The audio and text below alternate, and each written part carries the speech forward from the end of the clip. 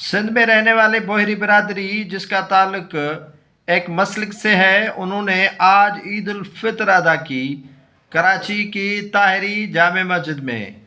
آج انہوں نے عید الفطر کا اجتماع کیا اور عید الفطر کی نماز ادا کی۔ بوہری برادری کی جانب سے کراچی کے صدر کے علاقے میں اپنی جامع مسجد طاہری میں نماز عید ادا کر دی گئی۔ بڑا اجتماع تھا جس میں سیکورٹی کے انتہائی سخت انتظامات کیے گئے تھے۔